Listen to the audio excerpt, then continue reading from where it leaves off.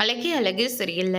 அடுத்து வர எபிசோட்ல தங்கராஜுக்கு விஷயம் தெரிஞ்சு தங்கராஜ் ரொம்பவே கோவத்தோட வந்துட்டுருக்காரு. அதுக்கு அடுத்ததான் இந்த சைடு நம்ம பாக்கியராஜ் ரொம்பவே டல்லாக இருக்காரு. சுரேஷ் இருந்துட்டு அண்ணன் என்னாச்சுன்னு அப்படின்னு சொல்லிட்டு கேட்கவும், ஒன்றும் இல்லைடா அப்படின்ற மாதிரி சொல்லிடுறாங்க. அண்ணன் வந்ததுலேருந்து கேட்கணும்னு நினச்சிட்டு இருந்தேன். ஆனால் நீங்கள் வீட்டுக்கு எப்படி வந்தீங்க அப்படின்னு சொல்லிட்டு கேட்டுட்ருக்காரு.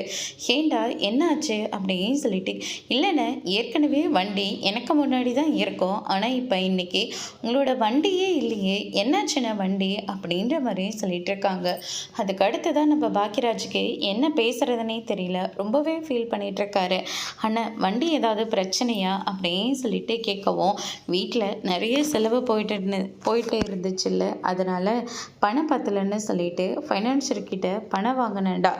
ஆனால் என்னால் 2 மாசமாக வட்டியும் கொடுக்க முடியல, அசலையும் கொடுக்க முடியல. அதனால் இன்னைக்கு ரொம்பவே கோவப்பட்டு அவர் வண்டி எடுத்துகிட்டு போயிட்டாரா. இன்னைக்கு மலரோட பிறந்தநாள்ரா. அவள் எதுவுமே என்கிட்ட ஆசைப்பட்டு இதனால் வரைக்கும் கேட்டதே கிடையாது. ஆனால் இன்னைக்கு தாண்ட என்கிட்ட ஒரு விஷயம் கேட்டிருக்கா. அவளை நைட்டில் பைக் ட்ரைவிங் போகணுன்னு ரொம்ப ஆசைப்பட்டுட்டாடா. ஆனால் இந்த நேரம் பார்த்து பைக் என்கிட்ட இல்லைடா. அவர்கிட்ட நான் எவ்வளவோ போராடி பார்த்துட்டேன். ஆனால் அவர் ஒத்துக்கவே இல்லைடா. என்ன பண்ணுறதுனே தெரியல. எனக்கு தெரிஞ்சு எல்லாருக்கிட்டேயும் ஆஃபீஸில் கேட்டு பார்த்துட்டேன். ஆனால் யாருமே பணம் கொடுக்கவே இல்லைடா. என்ன பண்ணுறதுன்னு கூட தெரியல. ஏன்னா இத்தனை பேரை கேட்குறேன், எங்கிட்ட கேட்க மாட்டியான்னு சொல்லிட்டு சுரேஷ் பணத்தை கொடுக்குறாங்க. அதோட இன்னைக்கான பிரம்ம முடிச்சிருக்காங்க.